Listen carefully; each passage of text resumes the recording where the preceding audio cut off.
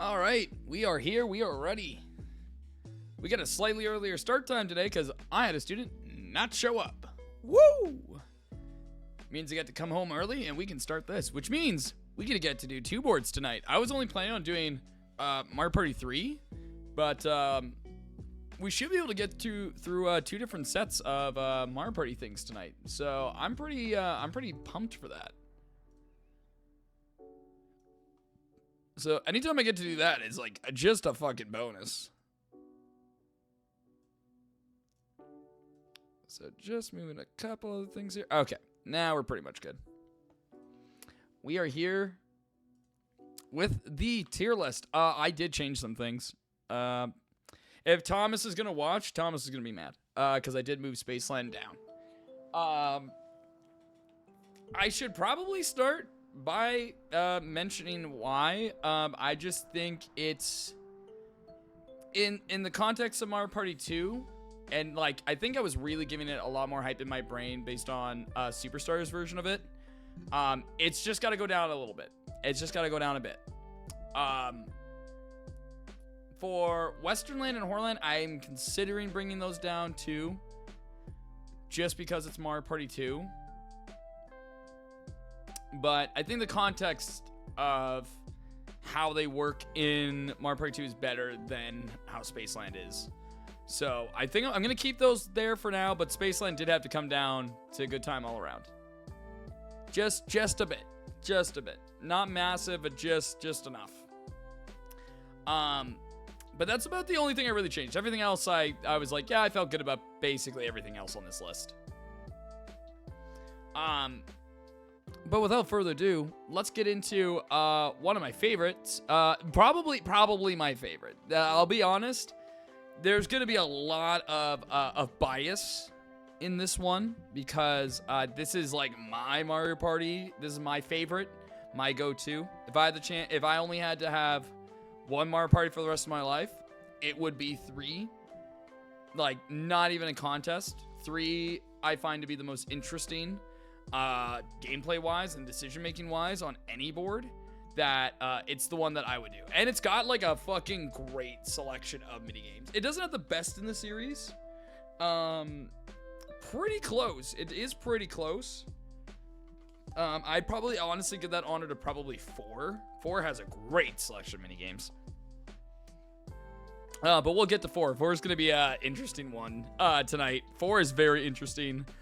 You'll see why. But before we get into the actual boards themselves, I do want to get into the items and the spaces. Because it is fairly similar in the spaces category. There's one extra space that's more new and interesting to talk about. And then the items are a huge thing to talk about. And we also have an entire other mode with other boards that we're going to rank. But those are going to be way quicker. Because they don't matter as much, because they're a side mode thing, but we will briefly talk about that mode as well. So right off the bat, we do have one new space introduced into Mario Party 3, and is only in Mario Party 3. You won't see this in any other game. We got the Game Guy space. You guys know, I love gambling. Yay, don't gamble, please. But I love gambling in video games because it has no consequence and is very funny. And Game Guy is probably where that love started. You land on a Game Guy space, you give him all of your money, you don't have a choice, and he throws you into a random Game Guy minigame. There's a few different ones, but they really are just a bunch of different chance like minigames. Some are you're more likely to win than others. But you can get anywhere from twice your money back all the way to 64 times your money back if you're that lucky. And if you lose, you just lose all your money. So it can be a brutal space. It can be great for a comeback, or it can be devastating to send you back.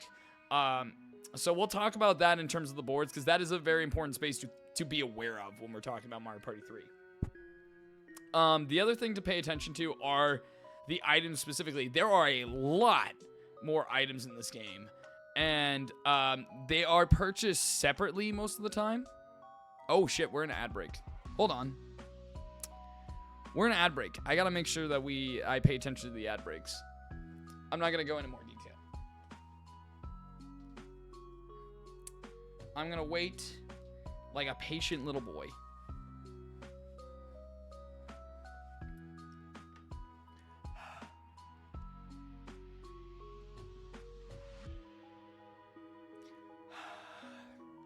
Time for me to clean my glasses.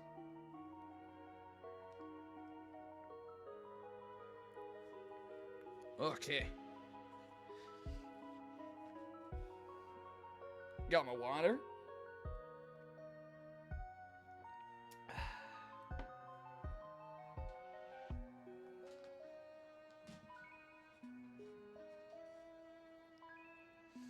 All right, I'm gonna give it a couple more seconds just in case, just waiting to make sure people are out of the ad and ready to go.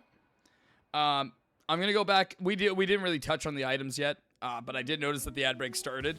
So, yeah, we're gonna go over the items next. So let's quickly go over the items. So there are a fuck ton more items in Mario Party 3. You can see this list is giant. They also can only be bought from specific stores, most of these items. So it's good to pay attention to what's in each store.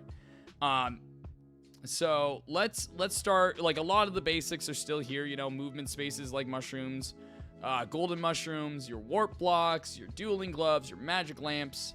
But we got a fuck ton of new things. Stuff like the cellular shopper that lets you call a store from anywhere on the board and buy something whenever you need to. This is a great item to have. It's only 5 coins. I highly recommend getting something like this early game if you ever need to pick up an item like last ditch kind of thing. Always a good thing to have. You got Boo Repellent, an actual way to stop Boo now. This is a super powerful item. If you're in the lead, buy a Boo Repellent. Like, keep yourself safe. It's worth just holding in your inventory so that people won't touch you. Like, there's a good chance either they won't touch you, or if they will, it's like at least you're protected from at least one Boo. So they actively have to plan around your Boo Repellent. Great item to have, especially in this game, because you can go to Boo a lot in this game, and we're gonna see why that's the case. So Boo Repellent, very strong thing. Definitely keep one of these, hold on to one of these whenever you can. You got lots of other items here. Poison Mushroom, you see all over the series, forces you into 1 to 3 dice block. You can use it on anyone. Bowser Phone, call Bowser on anyone, including yourself. Bowser Suit, this is we've seen this one before. No one uses this item sucks. Lucky Lamp, opposite version of the star space. It will move the star. This item changes in the future, but always has the same result. We'll just move the star space. Plunder Chest, we know. Boo Bell, we know. Key, we know. Item Bag is new. You only get this from landing on the item space in this game. And you have a chance that they will give you the item bag to get as many items as they see fit. As long as you can hold. Like, if you have 3 open spots, they'll give you 3.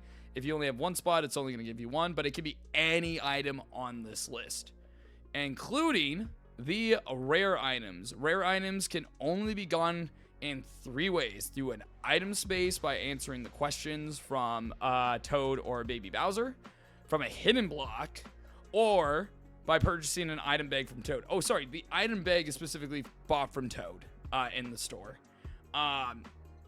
The quiz that they do to give you like a bunch of items like on the item space, that's just done not with an item bag. You can buy an item bag at any point in the store. But these items are insane. The barter box is a better plunder chest, basically switching all of your current items with all the items of somebody else. So it's good to just have a barter box in your inventory and steal a full inventory from somebody else. Koopa card's always a good thing to have, because if you pass Koopa Bank, it will treat it as if you landed on it, and you can decide to take all the money from the bank.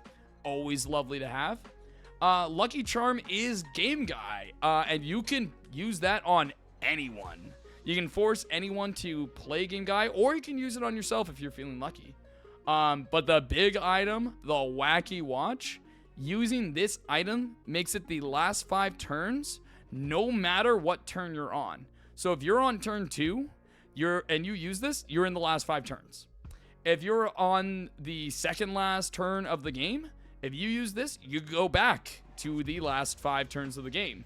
So you can either prolong the game or really shorten the game at any point with the Wacky Watch. It is a beast of an item and is an absolute power play or an absolute saver if you need it. They're super rare to get, but they're super fun to use. It's one of the big reasons why I like Mario Party 3. This item list is insane. It is so fun to work with all these items. I didn't mention one here, the reverse mushroom, because this is the most broken item in the Mario Party series, I think, pretty much. Like, this is more broken than the magic lamp. This is more broken than the Bowser phone or the Wacky Watch. Like, this thing is ridiculously good. And basically all it does is lets you roll your dice to move backwards in the game. And you can use it on anyone, and you can use it on yourself. And I'm going to show you exactly why on these boards, why having this item breaks nearly everything in this game. For 5 coins, this thing is ridiculous. But we're going to get into that by finally going over the boards. Okay, let's go. So, our first board of the day, we are looking at Chilly Waters. The very first one you see in the game. So what are we looking at here? Well, number one, the first thing that you're going to notice on these boards is you're going to notice a lot of these shadow spaces on the board. Just know anywhere you see this shadow space, that's a star spawn. The star will always spawn on these spaces. So right off the bat, Mario Party 3 helps a lot in just knowing where the star spawns are specifically, just from looking at the map and seeing those graded things. Now, you won't know what order they spawn in on the map, but you always know where they're going to be, which is a huge plus. Just knowing like all the options that they could be. Especially because the stars will never repeat a star space until every star space has been activated at least once. So if you, let's say, these two have all been activated and the star is currently here, then you know 100% of the time the next star after this is going to spawn right here. So knowing those little things helps you plan where you're going around the board at all times. It's not something that you have to know, but it definitely is something that's super, super helpful. All right. Let's talk specifics. What are the gimmicks on this board? Well, we got a main one right here, right in the middle. So if one person can land in this middle area, but if more than one person ends up in this circle, the ice will start to break and all players will get moved to this space right here. Not a major thing. The only thing that can usually make this happen are the slopes to get out of here. You'll notice that there's 3 ways out, one involving a skeleton key. And it's only a chance that you'll actually walk up. If you don't, you just lose the rest of your spaces and land on the blue space right at the bottom. This could be a problem if somebody else is about to also come onto the circle and then also get stuck and gets fucked right in here, and you both go send back here. So this is a little bit risky. I mean, you cut a lot of spaces out by taking this route, but just know it is the riskier option if you are to get stuck. The other main mechanic on this board is the big snowman. You can either pass him and pay, I think it's 5 coins, or if you land on any of the happening spots on the top or the sides of the board, and that will cause him to fling the snowball up into the air. If it will land on one of these 2 roofs. If it lands on the left, it's going to roll to the right. If it lands on the right, it's going to roll to the left. And basically all it's going to do is you're going to get action time. This is the only Mario Party game with action events on every board. So you can actually determine kind of your outcome with these events, which is really nice. So if you have people who aren't very good at these actions, this can be a great way to control them. And if you know how to avoid these things, then you're going to be way more set to protect yourself against these threats from other players. Or use them to your advantage, and maybe you do want to get hit by them to go to a specific spot.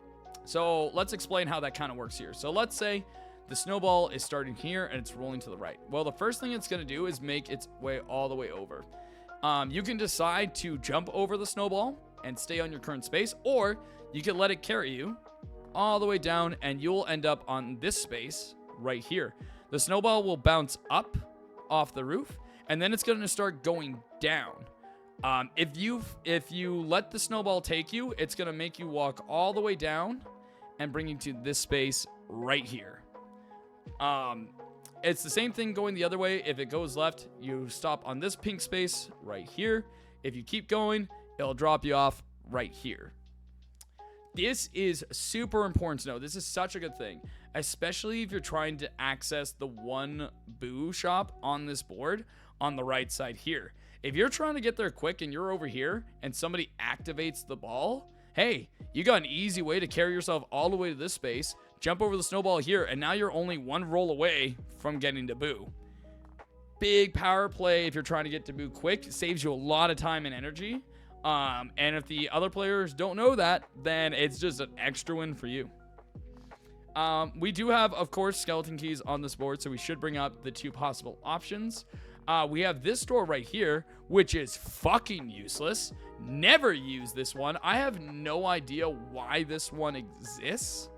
The only, like, if this was opposite, like if this went up, it would still be bad, but it wouldn't be nearly as bad.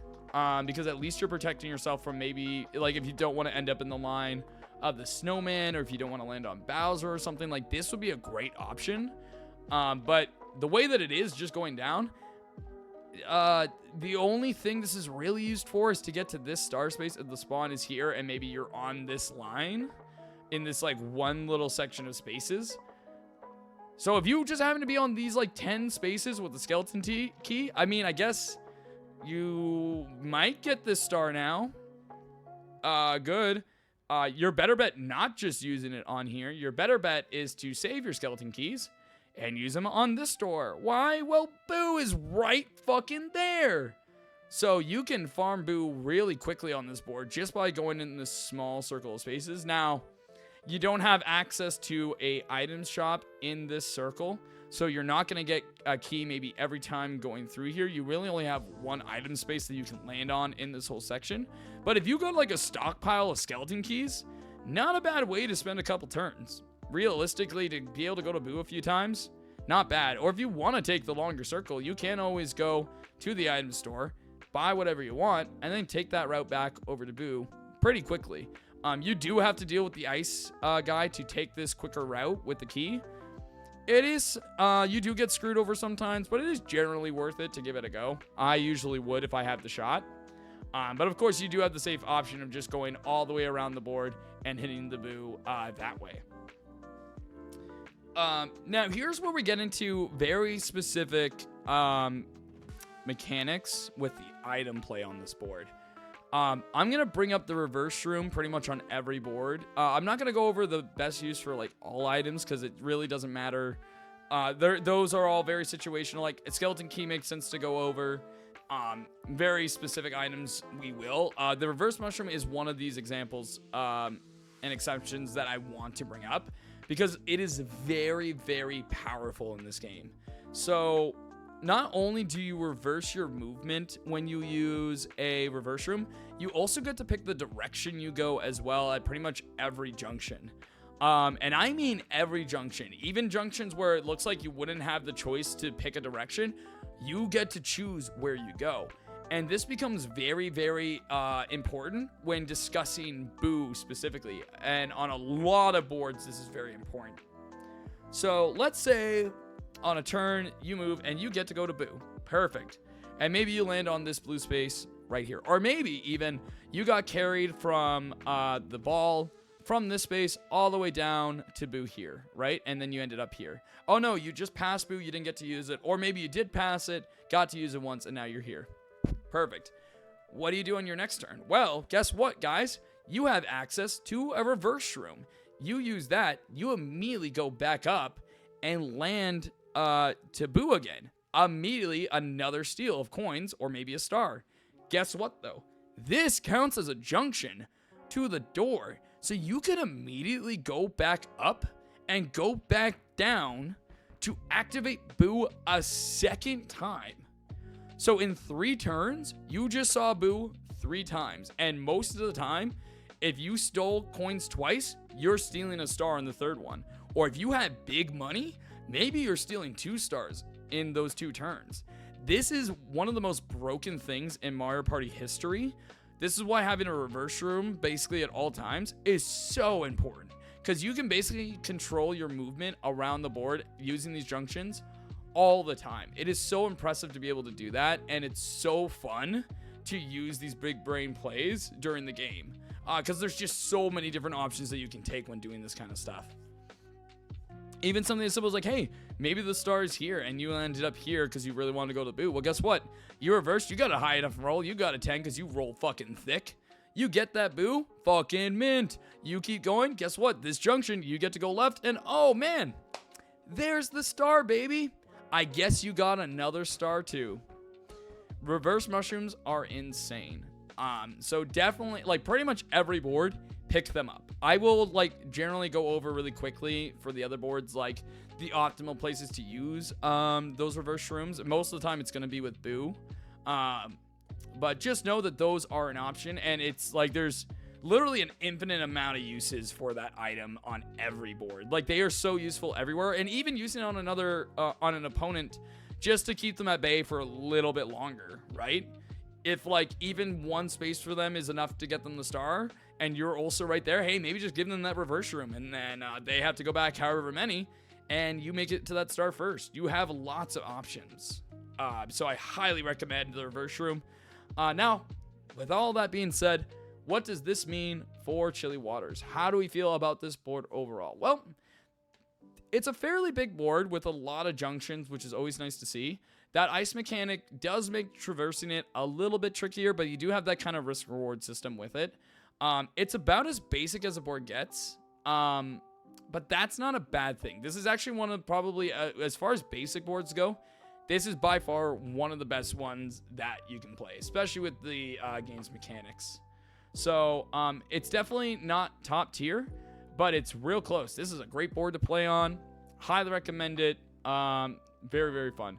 Lots of Mario Party 3 boards are going to score really high on this list. I will let you know that now. All right, next up, we got Deep Blooper Sea, baby. Another, this one is more okay. This is probably the Mario Party 3 board I played the least. And you'll see why based on the special mechanics on this board. So there are three main events that happen on this board. You always start in the bottom right corner and make your way around, or you can always take this loop. Of course, there's a star that spawns on this loop. There's a chance time. There's a game guy. There's a battle space. So there's a lot of things that happen in this circle, but most of the time you're probably going to be passing your way through to the item store and continuing on the main route across the board.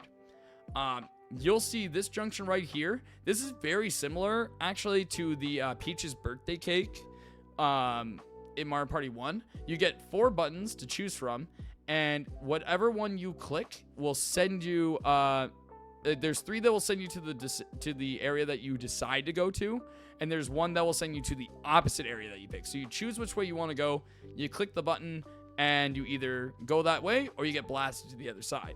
Now, the difference is that you can tell which one is the bad one if all 3 have been chosen, if the 3 good ones have been chosen already. So if you're left with the bad one, you can still make that call yourself. Like if I want to go up and only the bad button is left, well, guess what? I'll just choose the bottom path, click the button, and now I'm going the way that I want to go. So you can still outsmart this whole junction thing. A lot of people don't think about that. It's a great thing to consider with this board in particular. You can't really do that on the Goomba one. You're kind of fucked either way. But this, you actually do get a little bit of decision making there, even when you don't think you actually have that power. Of course, you might just get unlucky and get the bad one right away and get fucked. But you know, that's part of the draw, baby. That's just kind of what you're dealing with. So you can always, like, if you think you're gonna pick the bad one, just pick the opposite way and pray that you got the bad one.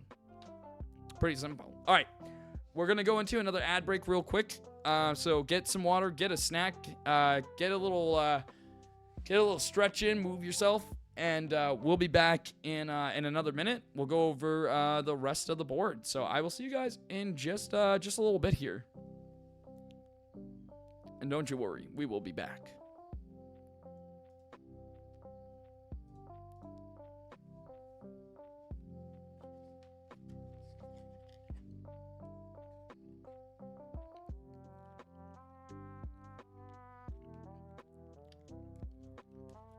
Very mint. Very mint.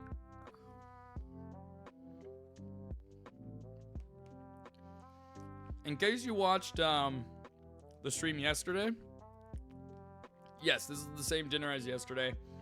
I could not get through it all, so we're eating it today. And it's still damn good. Still damn good. Also, I hope everyone's having a good night. Just in general.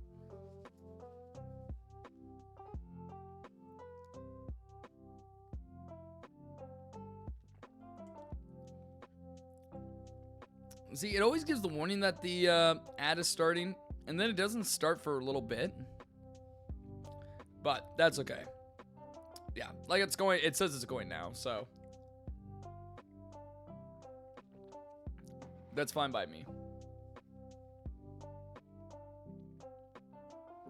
Oh man, I do love the aesthetics on this board, on basically all the Mario Party 3 boards. Actually, it pretty much goes for all the N64 boards.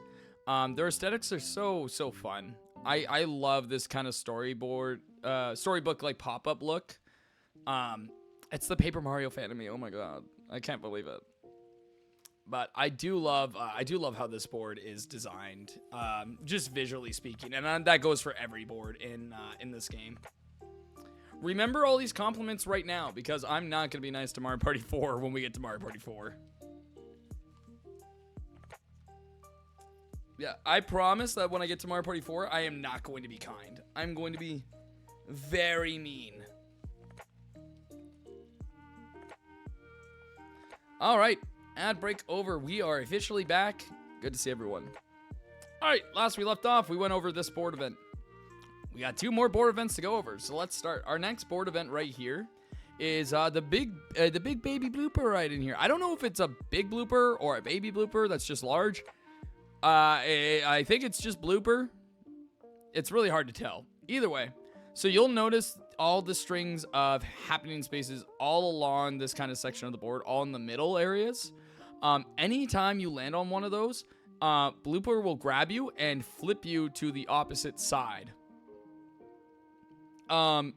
Obviously this can very much throw your movement off and your where you want to go off entirely if that happens.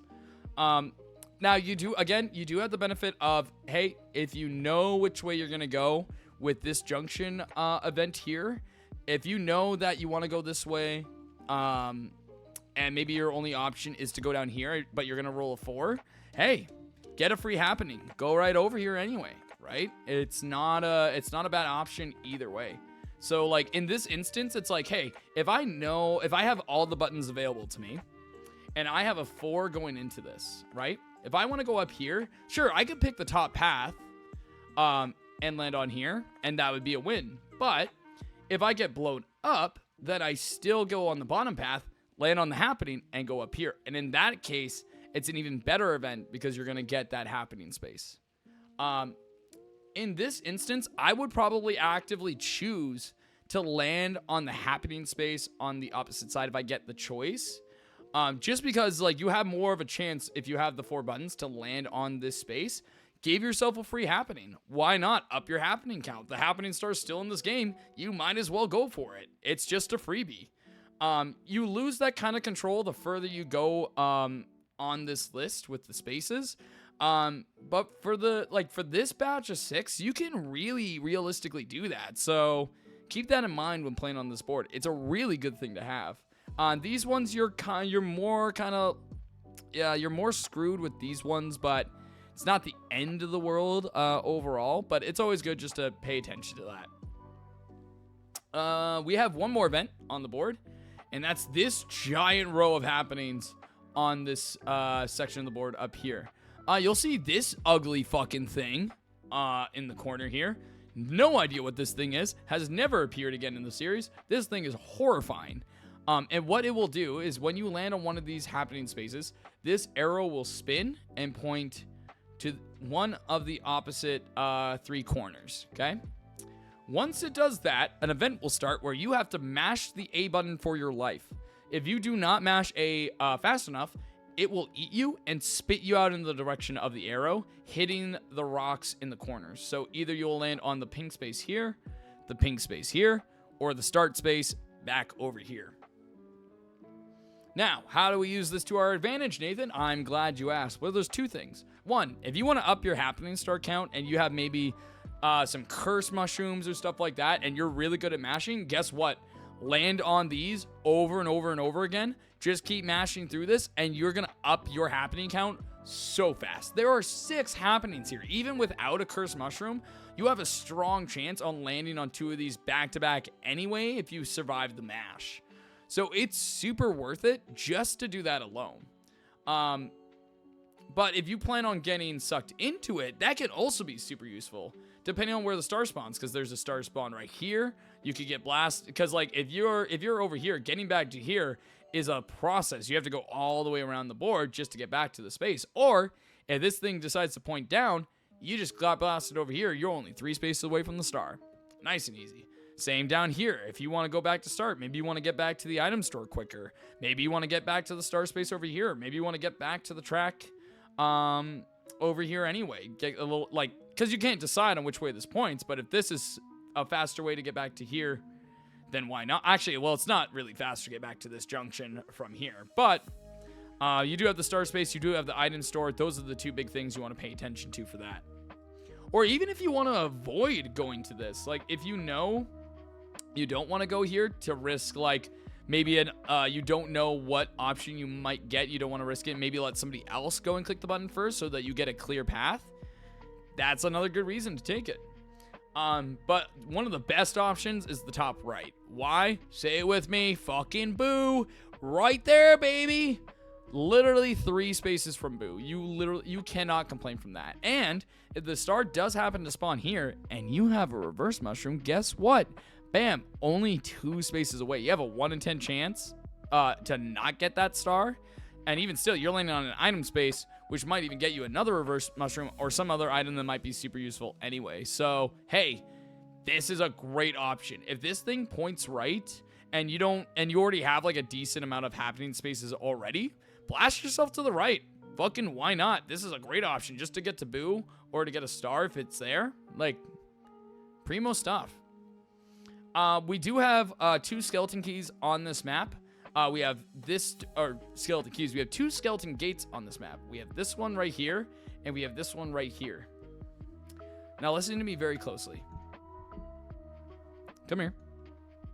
A little bit closer.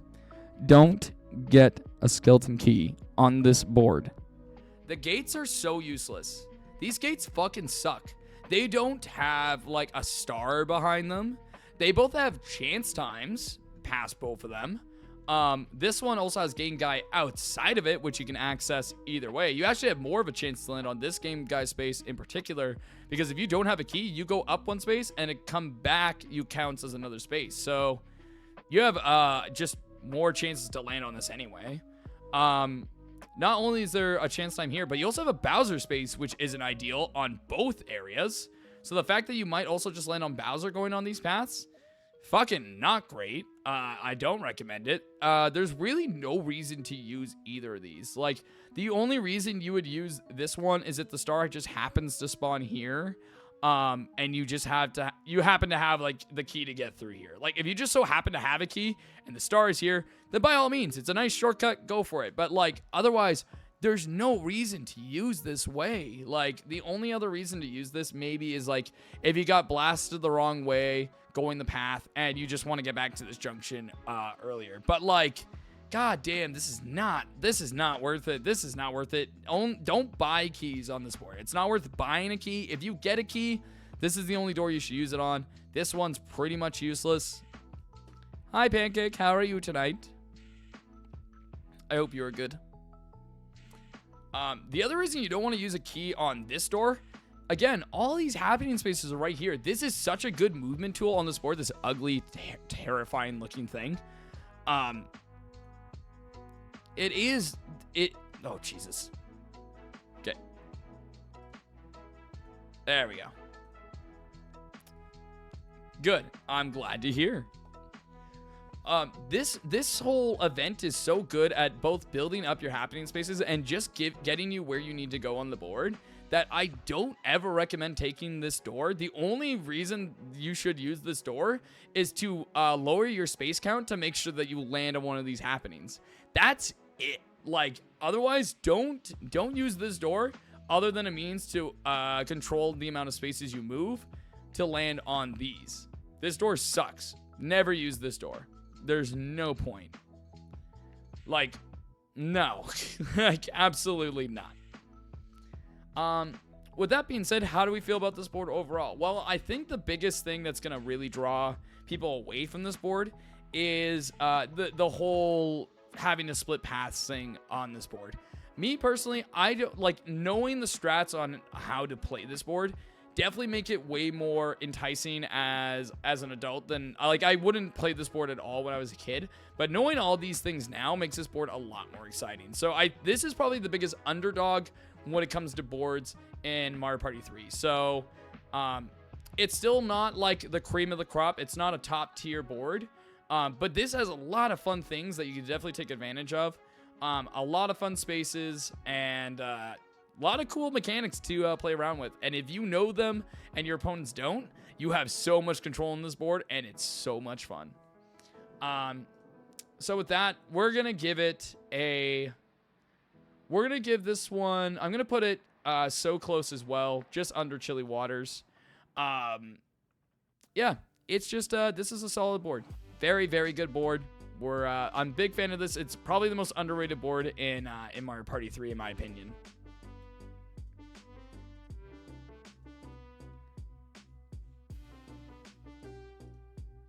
All right, what do we got next? Spiny Desert. Spiny Desert. Probably the board I've played the most in Mario Party 3. Just like as a kid, I always played this board. I loved this board. But I think my opinion on this one has probably dropped a little bit since I was younger. But let's go over it first and let's really talk about it, because there is a lot of cool shit that you can do on this board. Number one, let's look at our happening. So the main happening event that you're going to see on this board is within these circles. If you land on any of the circles in these circles, everyone that is on a space in here will get sucked into the middle sand pit and get spat out the opposite one. So if somebody lands on it here, everyone gets sucked in here, gets blasted out here, and you always land on the pink space. These pink like border spaces, by the way, are so nice. I wish Mario Party did these more often, just to like really help people know where you're gonna end up.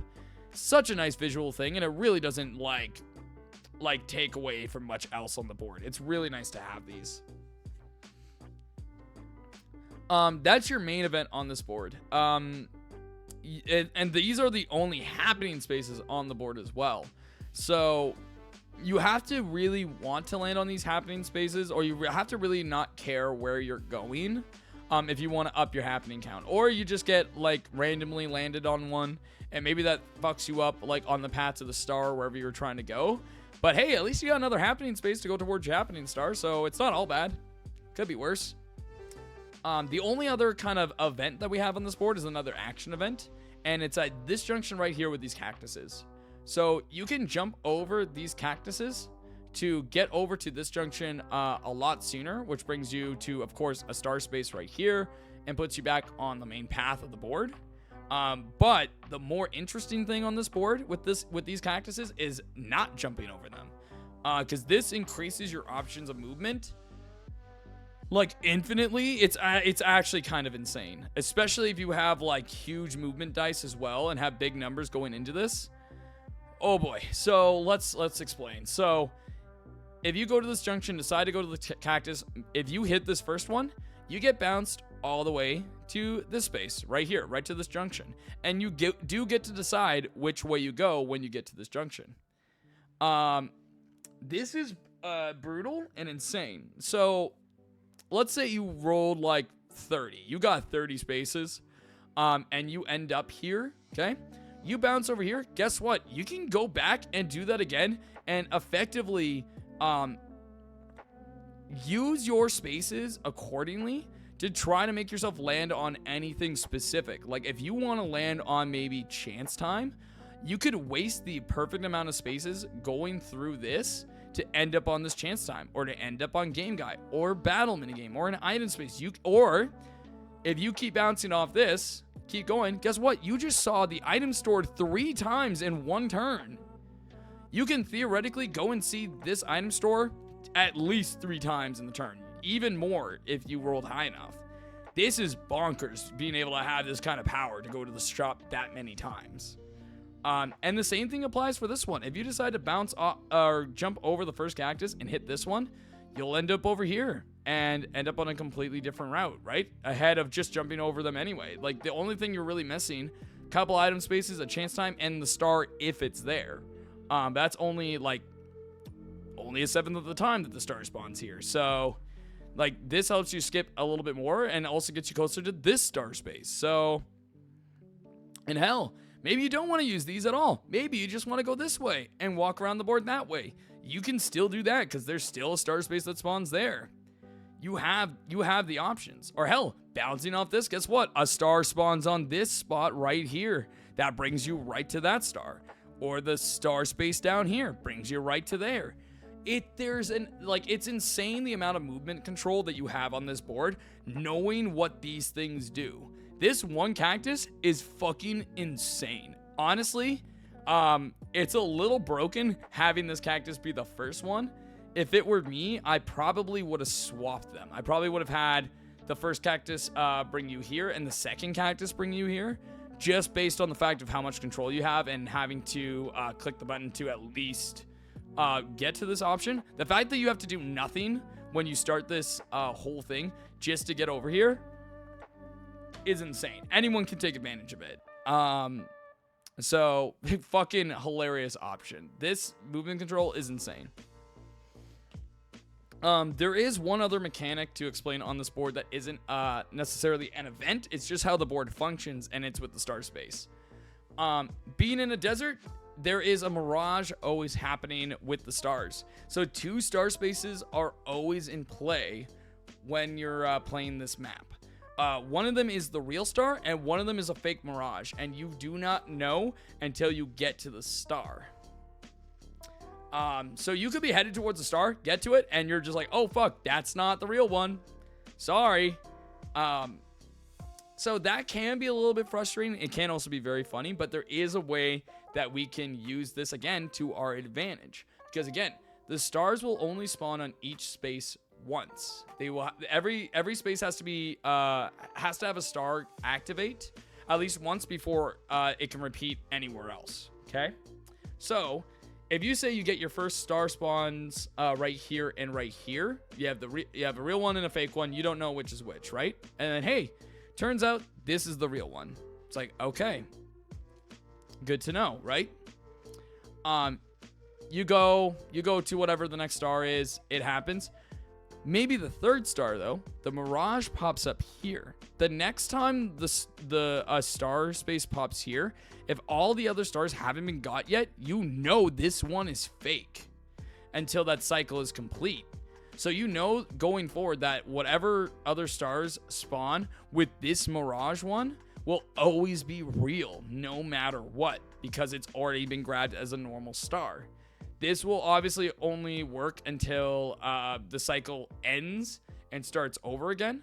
But knowing what stars have been bought, you can actively know that, like, hey, star 1 was bought here, star 2 was bought here. If any star now spawns on here before the cycle ends, guess what? These are always fake.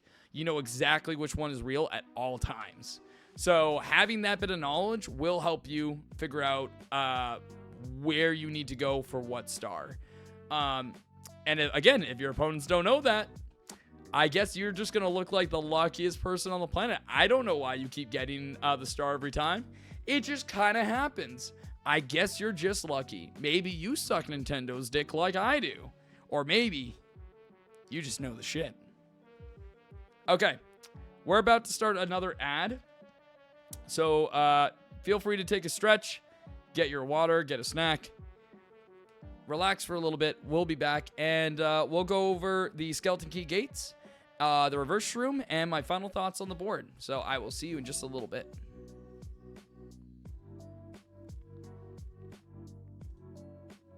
There you go.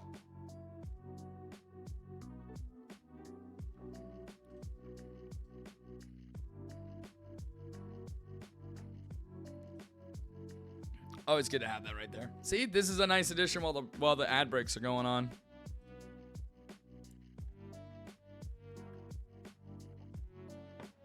I hope you guys can tell by the way I talk about Mario Party 3 boards why I love Mario Party 3 so much and why it's so fucking cool. Mario Party 3 is so fucking good, man. Mario Party 3 is so good.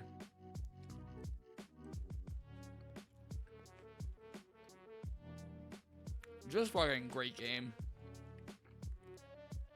I play Mario Party 3 to the day I die. Goddamn good.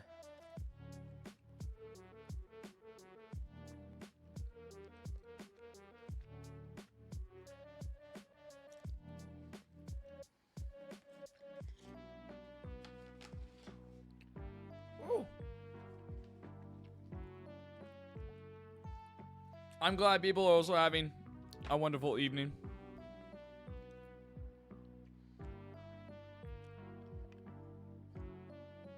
I'm excited for the other streams this week, too. It's like a banger week, dude. We had such a banger. I mean, even just Wednesday. Fucking epic. The Vengeance Saga's out. I cannot wait for that. That's going to be so good. Also good if you haven't seen any of Epic yet, because they always go through the entire musical. So you'll be able to see everything. So it's still good for newbies. What else do we got? We got, oh yeah, Monster Hunter, the demo this weekend. Fuck yeah. Gonna be absolutely fantastic. And then more Jamboree speed runs and maybe even some more versus matches. So yeah, it's gonna be a good weekend. We're gonna have a good time.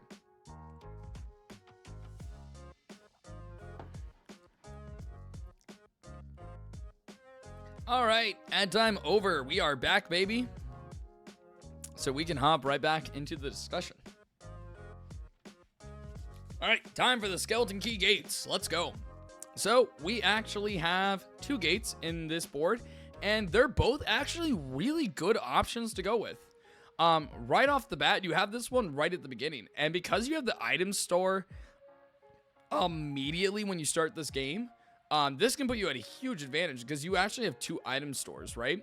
So you can buy a key right away, and instead of going this route, you can take that key and immediately start exploring the other parts of the board. This includes going to the other item store, or again, going with the cactus route, right?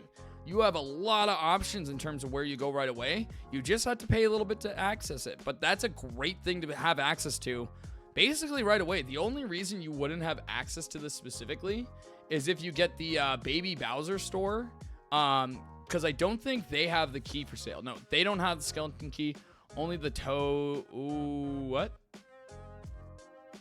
Oh, I'm sorry. No, the skeleton key isn't both. I'm a fucking liar. No matter what shop you get, you have access to the key. I totally forgot that. So yeah, no matter what, you get access to this gate at the beginning of the game. If you don't want to go this way, just go this way. Pay the 5 coins. Why not? It's the beginning of the game. You got the money, and you got another store right here to buy something else if you want to. Nice and easy. And then, of course, you also have this gate up here, which is the only way to get to Boo on this board. Technically speaking. We'll get into other ways as well. But, yeah, the main way to access Boo on this board is through the skeleton key gate. So having a key at all times, definitely not a bad option. Because even, like, getting shot to over here from this sand pit, you only have to get at least 5 spaces to get out of the circle. And then it's just an easy roll to get to that door. So a star steal or coin steal is only just a turn away at that point. So I highly recommend having at least 1 key on you whenever you can, just because of these 2 options. Like if you get the chance, or even like still, like you don't even necessarily need a key to access this door again, because if you're going this way, you're gonna pass the item store anyway and have access to it. If you want to have one on you just to be able to access this one, then that is a good option. But we also have another option for those who want to access Boo without a skeleton key. And that's our good old friend Reverse Mushroom. Yippee! So, again, with the affecting your turns with the cactus guy, let's say you do want to go to Boo and you have a Reverse Mushroom, but you're a little worried because you're a little far away from this space to activate it. Well, what if you rolled enough to activate this, bounce off it, maybe activate more spaces, bounce off it again? Hey, you only have 1 extra space left. You land right here. You're only 4 spaces away from Boo now. You reverse shroom right into it. And again, you hit a gate. You go right the fuck back down and you just saw Boo twice. This is the most economically efficient way to access Boo, I think, on any board in any game. Like, that is actually 100%. Like, this is so insane. The snowman, the Chilly Waters snowball one is also really close to this, but considering the amount of control you have in terms of where you land with this cactus, because it can be any space really, depending on what you rolled, this is such a good option. Like, always have a reverse shroom on you at all times. What I would do when starting my game specifically in this board is I would buy a skeleton key in this shop, immediately go through this door, and if you get the Baby Bowser shop here, buy the reverse mushroom. If you don't, it's fine. What you can do instead is then buy the cellular shopper, and at that point you can choose which store you call, and maybe the next turn you just call Baby Bowser, get yourself a reverse mushroom, and you roll your dice, and hey, maybe you're gonna end up here with the reverse room anyway. So that is absolutely one of the biggest power plays you can have right at the beginning of the game if you don't care about accessing like a star right off the bat, because you can't, like, the first star that spawns on the board, you have no way of telling which one is fake or real right away anyway. So it might be advantageous just to wait anyway, maybe go to Boo, steal everyone's money instead, and maybe the star spawns in one of these spaces anyway. Like, it could spawn here, it could spawn here, it could spawn here, so you still have access to a lot of different stars on this board. There's one in this circle as well that you can get to. So you still have lots of options just from going this route right away. So I highly recommend skeleton key, reverse mushroom or cellular shopper, and then go fucking ham, baby. Absolutely power move. This is an absolute power move no matter which way you look at it. So yeah, that is the Spiny Desert board. What are my general thoughts? I mean, fucking, it's so good. It's so cool. The amount of control that you get with where you land is insane on this board. If you don't know that, though, if you don't know all these tricks, it can be a bit of a slog. I have seen people who just get stuck in these circles like all game, especially when there's multiple people in the circles, because you just gotta hope that people aren't like sending you like deciding to land on it just to fuck you over and send you over here, and then you go over and land on it again, and you go back over here with them, and then they do the same thing, and this just fucking repeats forever. I've seen that happen. It could be an absolute nightmare, but it is funny, so it's not a bad option, but it can be something that I know will turn some people away from this board. Also, a lot of people don't really like the Mirage mechanic. I like it myself because I do think it's funny, and knowing the way that it works does help at least a little bit. It's not always 100% foolproof, just depending on where the stars spawn on the board. But it does help a lot knowing the trick. But if you don't know the trick, I know dealing with the Mirages isn't necessarily always the most fun. But having that little bit isn't really that bad either. I do really enjoy it. For me, this board is very interesting, and even though, like, it's definitely the board I played the most as a kid, it's definitely because of that I've probably gotten like a little sick and tired of it from playing it so much. But it really doesn't diminish just how fun this board actually is. So I'm going to plop this board actually up in the top tier. I highly recommend people try this board out, especially knowing all the tricks, because it can be a really fun board and you can do a lot of crazy shit here. Next is probably the Mario Party 3 board most people are going to be familiar with, because it's the only one that's ever been remade so far. This one also appears in Superstars with slightly different layouts on the spaces and stuff, but overall this is basically the exact same board. If you played the Superstars board, you know how this board works. But let's go into it. So, right off the bat, obviously we have 2 item shops on this board, one at the very beginning and one later on. Always nice to have access to those. And we got one boost space all the way at the top. And then we have, of course, all our different events and features on this board. The main feature on the board are these Monty signposts. There's 3 of them on the board, and they're all randomly selected whatever direction they will be facing at the start of each game. So you got to pay attention to which way they're facing right away.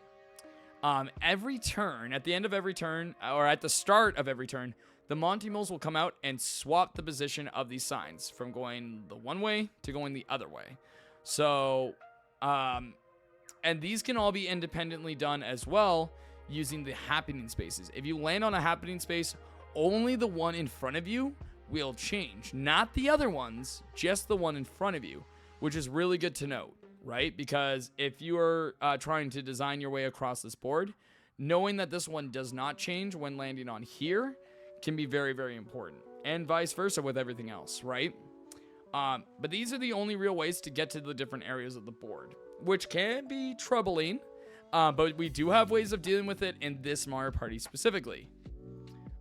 We'll get to that, though, in just a little bit. We got a couple other events, along with the happening spaces for these moles. You also have the Monty Hills, one down here in this quarter and one on this path up here. Paying them, I think it's 5 coins, will immediately swap all the signs on the board. Very good if you're trying to go a specific way, or you're just trying to stop somebody else from going a specific way. They're not used super often, but it's good to know that they're there just in case you need to use them. The only other events on this board, we have the 2 trees, the happy tree and the bad tree. I don't remember what their names are. This is, I know Woody. I don't remember him. This is just Bad Woody. That's what we're going to refer to him as. But they both do functionally the same thing, just one good, one bad. Landing on any of the 3 spaces will activate an event to choose either moving more spaces or getting money. Both are really good options, and it's really situational which one you want to use at any time. Obviously, if you want to move more and get where faster, then going for more movement is always great. Likewise, here it's going to be negative, so you're going to lose money from him or move backwards. Depending on what you want, maybe moving backwards is the thing that you want to do, because maybe you didn't want to go down this path, and maybe you wanted to end up over here to get, like, maybe the star, because there are 2 star spaces that spawn here. You do have that option just from that, right? So it is good to note that going backwards isn't necessarily bad, and maybe losing money isn't a bad option either, because maybe you really want to go to Boo. Maybe you want to steal a star. Maybe you want to steal some coins. Losing a little bit of money just to make sure you have access to Boo is also not bad. So you do get to kind of choose what you want. There is like an action event with these spaces where you do have to like quickly decide which one you want to go to, but the things fall slow enough that you can just like pick which one you go with. It's really not that hard. I believe that if you don't choose either, if you stay right in the middle, I think you always get movement. If I'm wrong though, it's always coins. Like it's set on choosing one or the other all the time.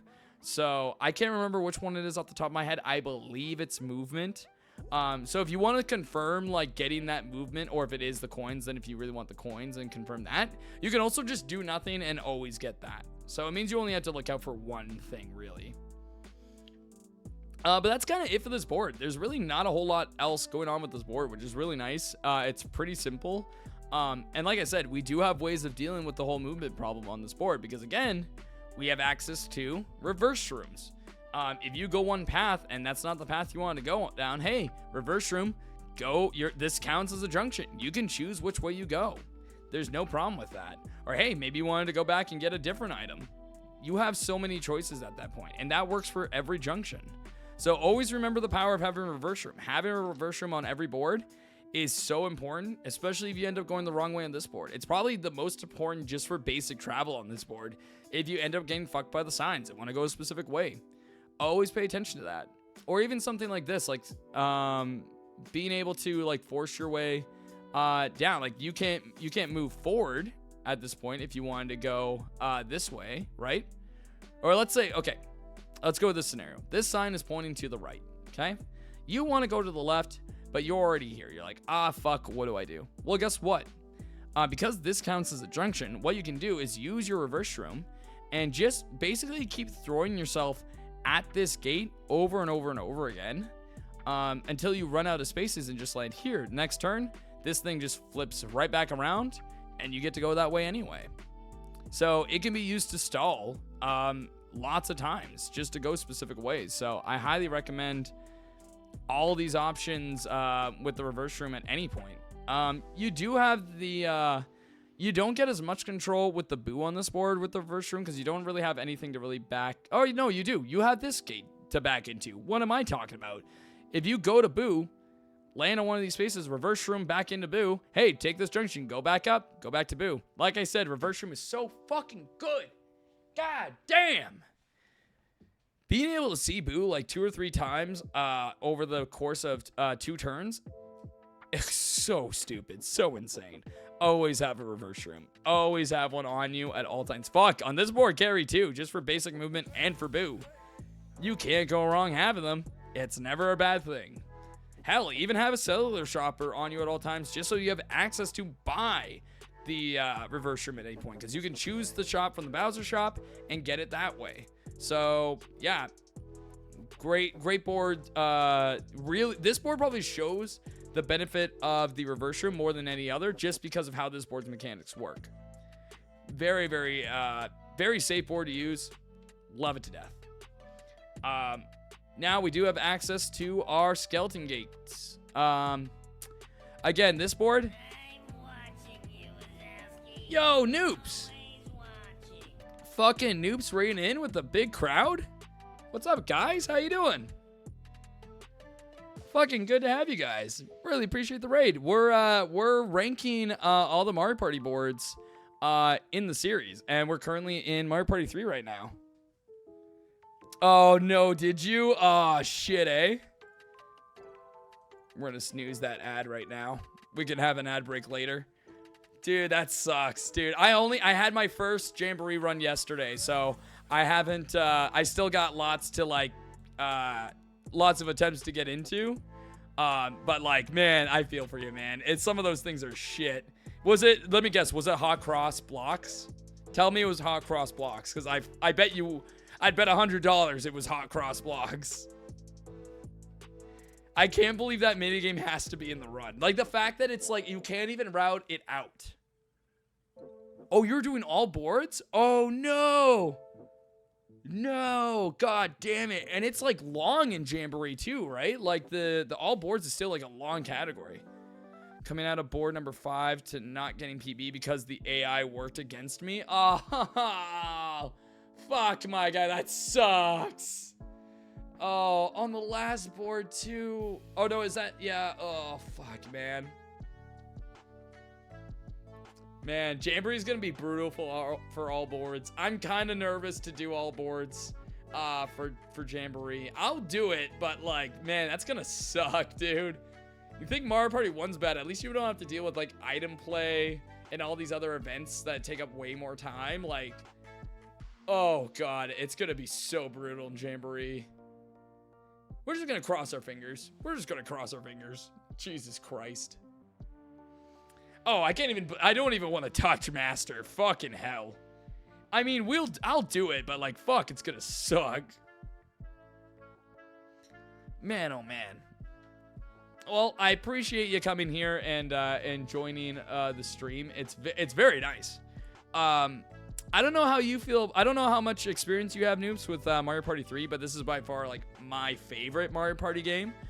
So I typically talk about the boards very highly. Oh yeah, no, you're done. You had a good one, man. You go rest. You deserve it. Gonna have a good time with the rest of the stream. Everyone else who joined in with the raid, feel free to stick around for the rest of the Mario Party 3 board ranking. I might go into Mario Party 4 too, but we'll see what kind of time we're at and how long we've been going for. But let's get back to the discussion. We kind of went over the rest of the board, and it's kind of my final thoughts at this point. But honestly, this is a great board, and honestly, I think I like Mario Party 3's version of this board more than Superstars. Just for the fact of having reverse shrooms as an item really gives you a lot more control on where you go on this board, especially with those sign junctions. Doesn't mean the Superstars one is bad. It's still great. in that game. But this is by far the definitive version of the board, just because the reverse room gives you so much more control on where you go. It's a great board overall, and with that being said, we're going to plop this bad boy right up into the top tier. Great board, easy one to have fun on. Not too much bullshit, assuming you know what items to have and going around. It's a great time. I love this board. And you probably do too if you've played Superstars. Take a quick look for those who are new, who haven't seen my ranking on the board so far. Feel free. I don't know if anyone's going to have any strong opinions on any of these. But I feel pretty good about this ranking so far. You can get mad, but just know that I'm right.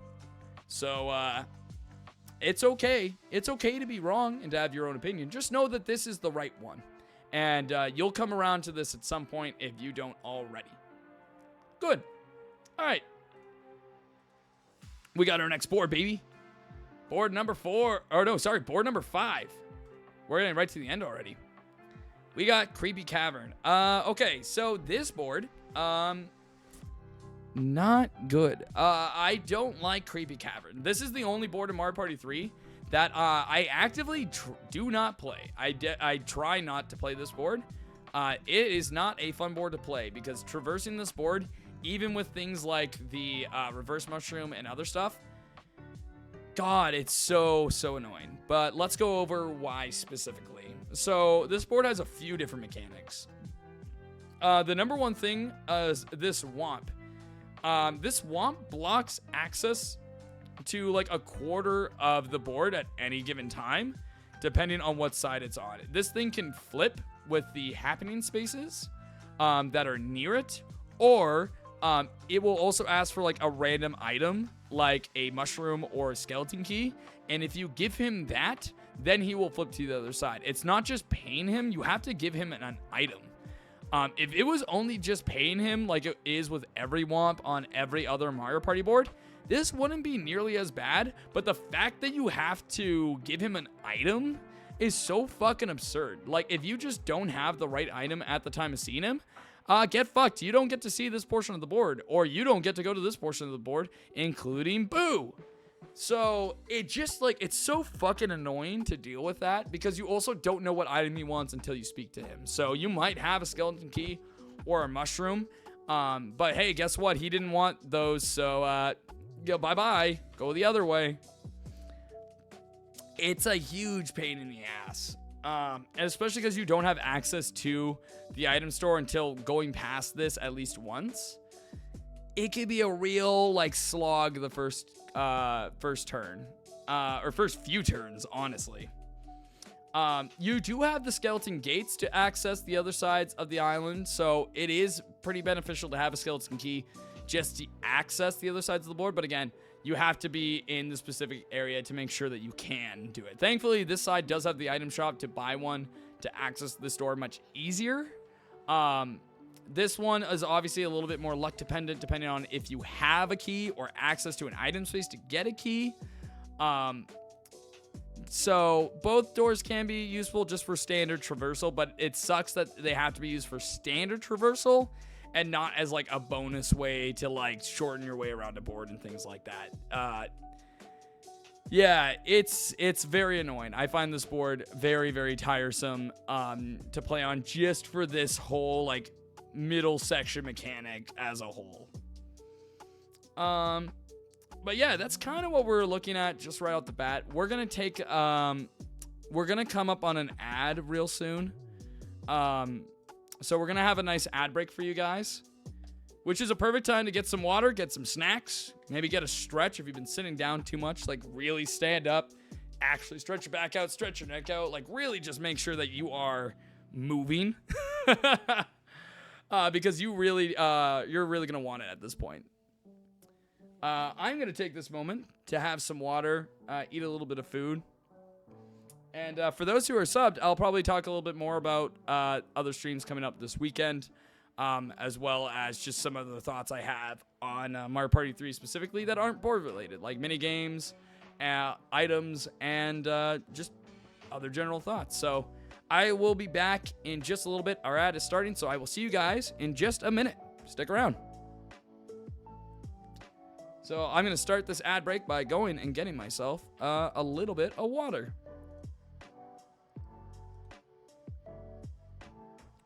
Yes, very nice. Okay. I'll be right back with some more water. Stay chill. I'll be back.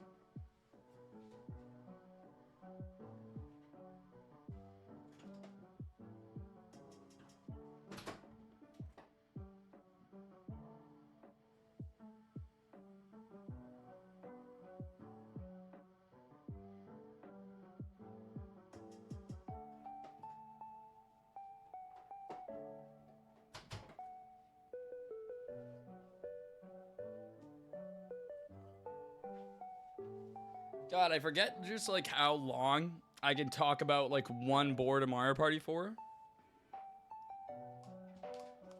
It's kind of insane because it's like you can just talk and talk and talk about these boards because there's so much shit that goes into them.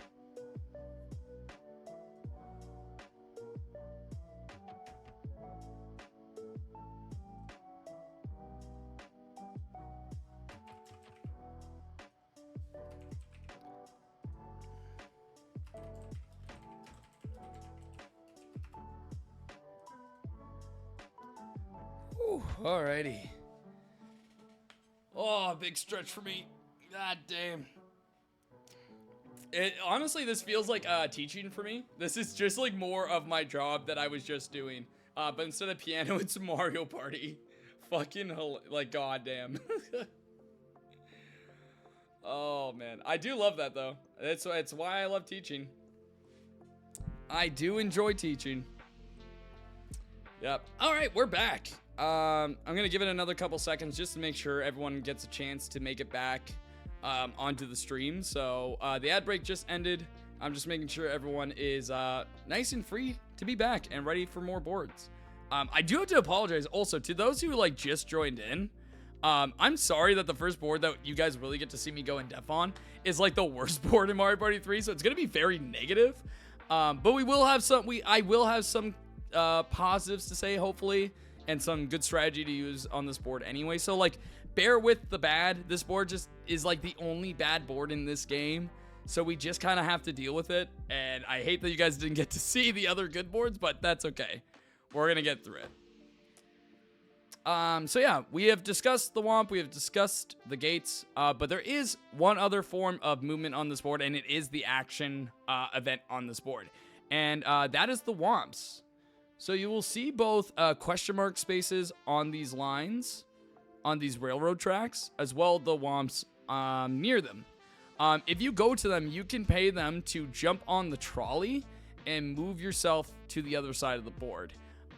It will basically land you right at the front space right after activating either. You also have the option of if you land on it and the track moves and you're in this area, you will get chased down and end up on these pink spaces. It's the same for both ends, so always good to know. So if you do want to go to like this side of the board, you still have the option of maybe even using this, because if you happen to land the happening space to get the trolley activated, even if it's here, the trolley comes around, chases you all the way down here, and guess what? You made it over here. So you do have other options to get to the other sides of the board. It's just that the fact that you lose access to like a quarter of the board, like specific parts of it, just based on this stupid Womp, makes it really annoying. But at least getting across to different sides, either with the gates or the I keep saying Womps, these are Thwomps. I don't know how you guys ever remember which one is which, but I know this is supposed to be Thwomps. Thwomp, Womp, Womp, Thwomp, Womp, Womp. So you do have options to get to both sides of the board, but they are just more cumbersome, right? It's not as simple as just taking the junction and going that way. The reverse room is really not going to help you too much on this board with that fact.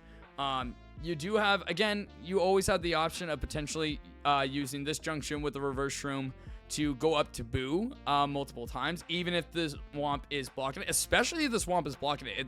If the Womp is on this side, if you reverse room into here, this counts as a wall for a junction, so you can immediately go back down and see Boo for a second time.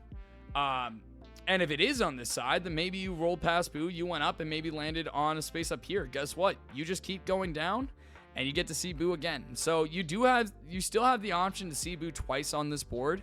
Maybe even 3 times if you're lucky. But it is still way harder. It is way harder on this board specifically, just based on how this board works. Other than that, though, that's basically the whole board. It's really not that complicated once you break it down.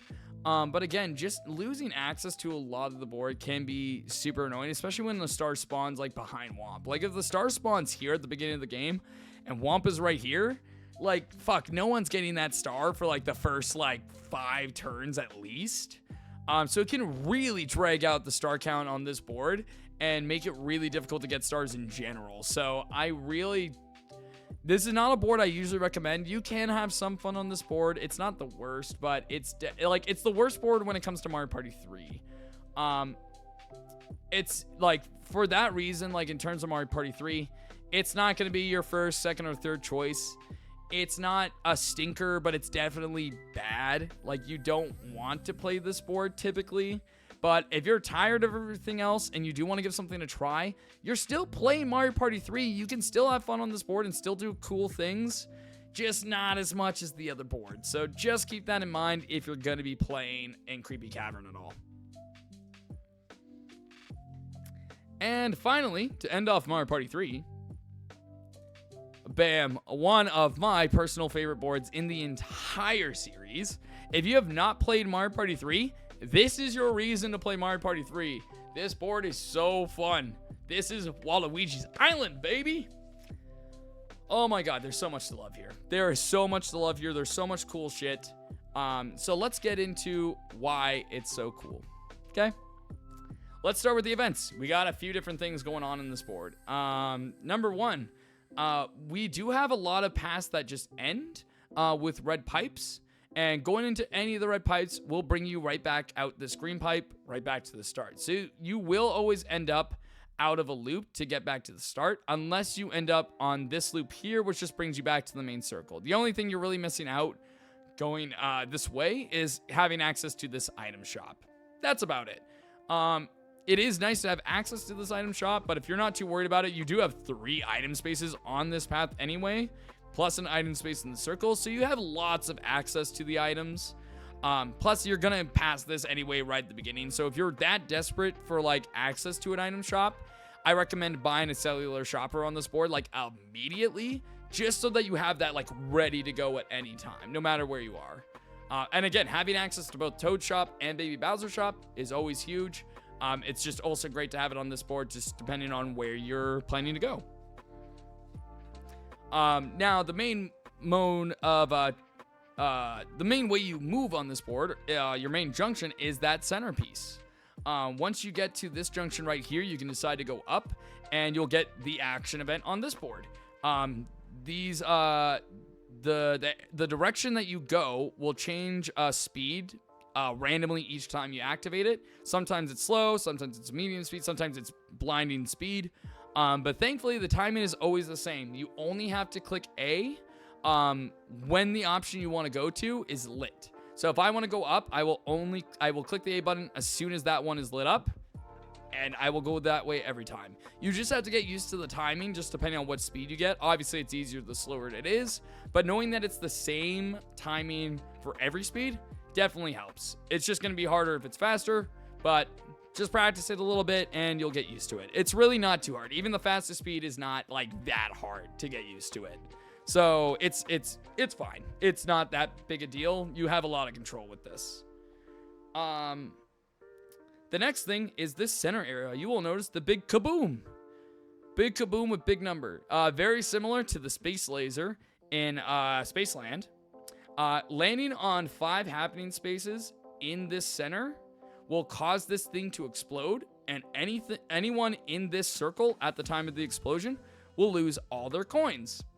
Very funny. Because there's so many happening spaces in here, I've seen it where at the start of the game, everyone lands on a happening right away, and it's down to 1, and it's very funny. And the nice thing about this compared to like Bowser, like Spaceland and Bowser's Laser, is that activating this is also going towards your happening star count. So if the number is like high and you don't really have anything else going on, why not add to your happening count? It's right there. You might as well. It's really like these are mostly the only happening spaces that you're going to land on this board. There are other ones we'll go over in just a second, but like this is the main source of happening spaces that you will get. So if you get the chance to land on this and either you're not worried about blowing up, or if you like, whether you're like the count is too high, or even if it's low but you have like no money and you're not worried about losing that money, yeah, go for the happening. Why not? And if other people are in the circle as well and you might blow them up, I mean, at least you're all going down together, so it's not that bad. So this is a great event. I love this one on this board. Again, very, very funny. We do have, of course, these other happening spaces right here and right here. And these just activate the 2 drawbridges. So only one is down at a time to access this island on the board. And as soon as you land on one, they just switch positions. So this one would go up, this one would go down. Of course, if you get the chance to land on them, again, just adding to your happening account is good, especially if you don't even plan on going to this island anyway. But say you want to go to that island and this one's up and you're going to land on this happening. Well, there you go. You still have access to the island and you up your happening count. So not bad at all. Absolute banger. There is one other like kind of mini event up here, and it's how you access Boo. This is the most luck dependent way to access Boo on this board, and Boo probably sees the least amount of use on this board because of it. If you choose to go in this junction, you pick one of the 2 paths, and it's a 50-50 shot. Either you get to go or you fall in a hole and go back to start. That's basically all it is. It makes it really difficult to go to Boo specifically on this board. Like, even with the reverse room, the only safe way to do it with the reverse room is to take this bottom path and maybe land on like one of the first couple spaces here, and hopefully rolling high enough for the reverse room to get up to the Boo here. But even then, you might not like you have to roll minimum of 5 just to get up here. So your odds aren't nearly as great on this board using the reverse room to get up here. But it is probably the most, like, it's the safest way to get up here. You're still not guaranteed it, but this is actually still a more guaranteed shot of getting there rather than taking this path. Of course, you can just take this path and hope to God that you get it, but don't bet on getting this. Like, this should be something that if you just had the free time to do, and it's not like if you got it, it was more just a bonus rather than, oh, I need this to win. Like, go ahead and take this, but don't bet on actually getting here all the time. I swear every time I take this path, I always get fucked and then back at start. Don't be surprised that happens to you too. This is probably the only thing on the board I don't fuck with myself. I rarely go in this area because I find I always get fucked here. But if you're a little bit more brave than I am, then absolutely go for it. I should say, okay, I said that was the last kind of mini event on this board. There actually is one more, and it's pretty large, and it's really cool. And it's actually this island right here. Now, you might be looking at me and going, Nathan, joke, that island is full of red spaces. That fucking sucks. Why the hell would you want to be there? Well, aside from the fact that 2 separate stars can spawn on this island has a very specific mechanic. Every turn, these spaces change to any space available in the game aside from the bank space. So these can be red spaces, they can be blue spaces, they also can't be happening spaces. So no bank, no happening. But it can be blue, it can be red, it can be item, it can be battle, it can be Bowser, it can be game guy, it can be chance time. This circle is hilarious. I have myself, and I have also seen friends who go to this island and stay there the entire game and just play gambling. Just gambling the game, seeing what spaces you get. You have no idea what it's going to turn into every turn. It's very luck dependent on what it might turn into. Sometimes it might just stay the same. It might stay red for 2 turns. You don't know. It could be chance time for 3 turns. It could be anything. Yippee! But this is such a fun thing to have, and especially when stars start spawning here and people have to go to here. Oh man, the idea of having 3 people in this hell and also having everything be chance time. This is the only board I would say, if you have the ability to get a cursed mushroom, not a bad thing to have, because as soon as somebody ends up in this island, if they want to get out and don't want to deal with, I don't know, Game Guy, Bowser, Chance Time, slapping a little curse mushroom on them, keeping them in there a little bit longer, and making them land on those spaces is really fucking funny. The only safe space on in this circle is the Koopa space. So bare minimum, you're traveling along at least 7 spaces that are unsafe if you're taking this path, and an additional 6 spaces if you're taking this path. This is an evil island, and it's so funny. This is like the main reason to play this board. Play this game for this board for this entire area. This is one of the funniest things you can do. The only other thing to really mention on this board is, of course, the skeleton key gates. And I'll be honest again, they're not very useful on this board.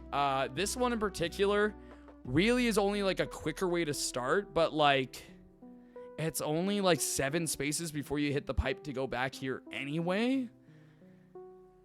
If you have a key, I guess go for it. You might land on chance time if you're looking for that, or if you're not looking for that, be wary of it. But more often than not, I'm usually using the store to change my space count to maybe land on the bank, or maybe land on the battle space, or maybe the item space, just depending on what I rolled. Just be mindful of this. Like, it's not like you don't need to have a key on you. I don't recommend buying keys on this board. If you have a key, sure, it's a slightly quicker way to get back to the items shop and back to the main route, but like, this gate fucking sucks. Don't ever use this gate. I don't know why this exists. What is the point of this? There is no star that spawns in this area. It keeps you out of the happening space area. The only reason to use this is if you're terrified of landing on a happening in here and losing all your money. Otherwise, there's no real reason to ever use this. It's so pointless. It's definitely not worth it just to have a key on you at all times. Like, if anything, just have a mushroom on you and roll past this garbage. Like, if it's really that much of a worry.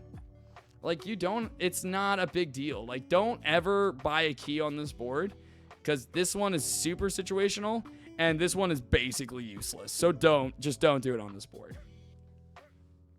With that being said, that's really about it. That's Waluigi's Island, and it is by far my favorite board in the game. This board is hilarious. I basically recommend it anytime anyone plays 3. If it's your first time, maybe don't play this board, because it is very chaotic, especially if you're playing with new people. They may not like this board for how chaotic it is. But if you have any Mario Party experience at all in the entire series, if you know what you're getting into right away, this board is a blast. I can't recommend this board enough, especially Mario Party 3 mechanics and the items and everything that you have in this game. By far, my favorite board. This is the best unlockable board in the entire series.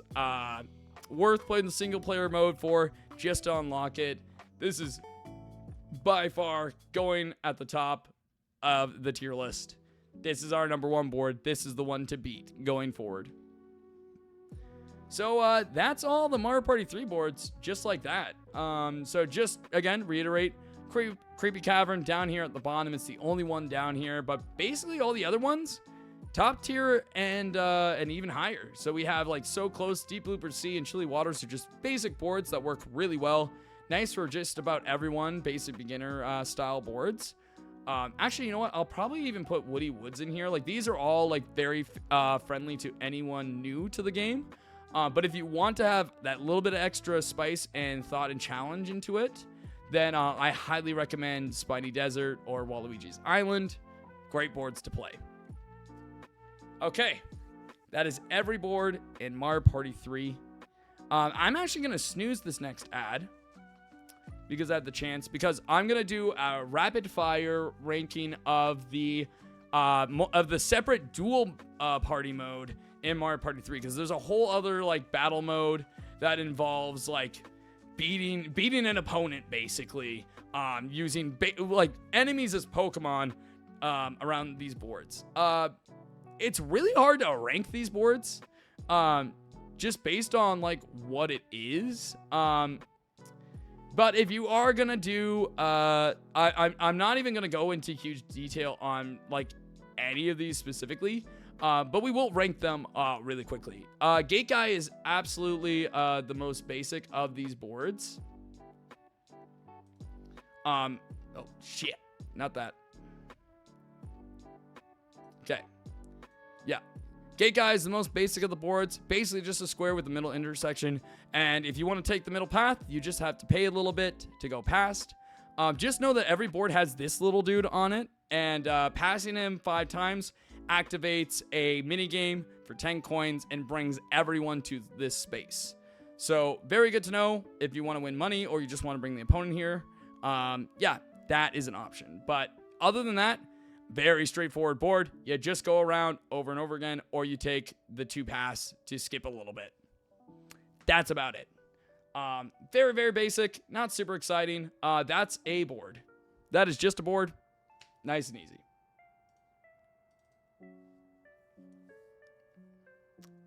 Next, Arrowhead. A little bit more controlled. This is basically just junction board. The arrowheads don't really mean that much. I believe they just exist. Yeah, it's basically just shortcut the board. They don't change or do anything else. They just are there. They're just junctions. Honestly, it doesn't matter that they're even here. I think the only reason that they even imply that this is a thing is because, like, technically you can leave out this way, but also go in. So, like, okay. I guess there's that option. So, okay.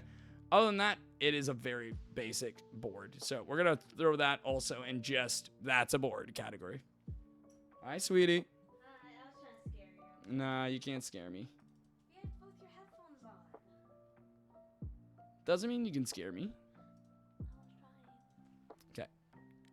All right, I'll be out soon. I'm just finishing this before I finish off. You're fine. I thought you were going for a while still. Yeah, no. Just finishing off Mario Party 3. Oh, okay. Just wanted to let you know I was home. Yep. See you in a bit. I'll see you in a bit. Love you. Love you. All right. Next, pipe squeak. All right, now we got something a little bit more interesting, a little bit more spicy here. Okay. The main mechanic of this board is obviously the corners have all these pipes in here. Anytime you get to here, you can choose to keep going on the main path or jump in the pipe. If you jump in a pipe, you will pop out randomly out of one of the other 3 pipes.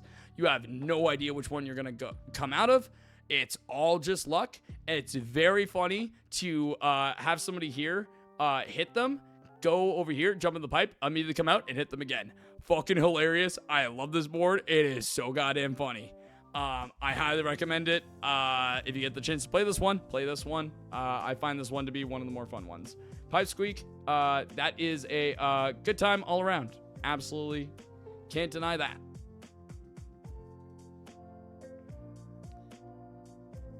Okay. We got Blowhard next. Blowhard is a little interesting in terms of the mechanics of the game itself. Basically, the main mechanic is just this Blowhard right in the middle. If you go over this at any point, it will switch your front and back partner in this mode. I'm not explaining the dual mechanics. I will be here all night. I'm not getting into it. Just know that you can have front and back partners, and if you go here, it will swap their positions. So even if you have just one, it will go to the opposite side no matter what. You can play around with this to help with your movement around the board, and even switch people on the fly to make things more advantageous for you, or maybe protect yourself maybe from your opponent by going that way and switching whatever they had. It's a little tricky to use this board, and again, the layout is very basic. It's just a square. So it is there, but it is a good time all around. Not as good as Pipe Squeak, but definitely good. We're going to snooze the last ad because we're just going to be finishing these last 2 maps, and then we're going to be done for today. All right, next up, Mr. Mover, baby. We got Mr. Mover. Okay, This is a good one. So, the main mechanic is that both paths basically funnel into the same center path. And once you get over here, you will end up in the Mr. Mover zone. And every turn, this swaps. So after each of you go, this thing's direction will change. So paying attention to when this thing changes is very important, because going to your base is the only way that you get new partners and can get free money. So it's very good to know which way this is facing to go back to your base or to chase somebody else. It makes it really advantageous to usually play this board as the player one. But either way, this is a fun board as well. You can stall yourself as well on these sides with these few spaces. So you can just keep going in circles if you're trying to stall out time, or maybe let your opponent get in front of you so that you can chase them. This can be a pretty interesting board. I do like this one. It's pretty fun. Good time all around. A little better than Blowhard. Not as fun as Pipe Squeak. And finally in this mode, we got Backtrack. This is the only board, I think, of the Duel maps that actually has happening spaces. I don't think any other ones do. Oh, no, sorry. What am I talking about? Happening spaces on this board are different. This is the space. These kind of act like happening spaces in like normal boards. That's kind of what I've been thinking of. But you'll notice that all the arrows are basically pointing a specific way.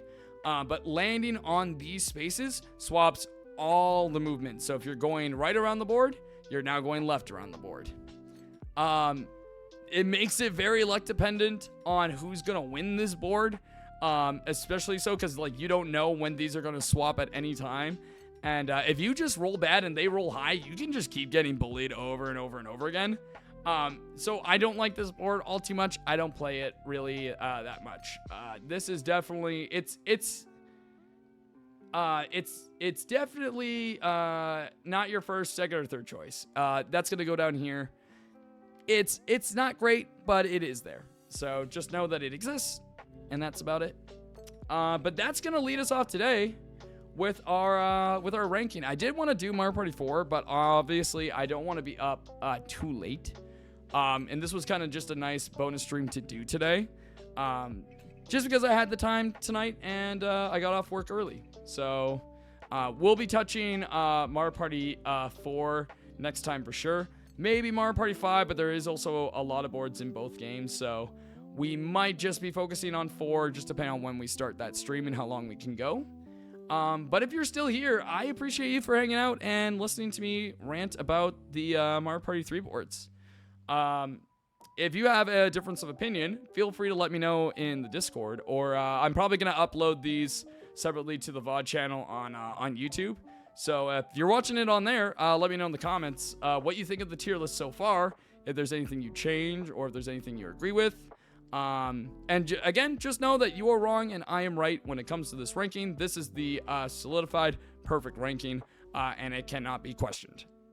But that's about it. So I will be back on stream this weekend on Friday, Saturday, and Sunday, because we are playing the Monster Hunter Wilds demo, and we're also playing Mario Party Jamboree to get some more speedrun attempts in.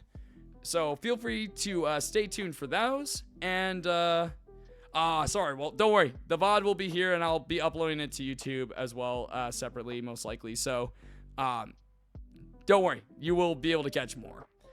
Also, on Wednesday night, we are doing a watch party in the Discord for the next Saga release for the Epic the Musical. So, if you know about Epic at all and want to join in for that, or if you don't know about Epic, they're going to be showing the entire musical so far. It's going to be a couple hours, but it's going to be a banger. So I highly recommend joining in for that. But that's about it for today. So thank you for watching. Again, thank you, Noobs, for the raid. What a guy, what a legend. Always appreciate that. And whether you stick around for future streams or maybe you go off and do other things, I just hope you enjoyed your time here, and maybe I'll see you again someday. So take care. Have yourselves a good night. I'll see you on the next one. Bye-bye.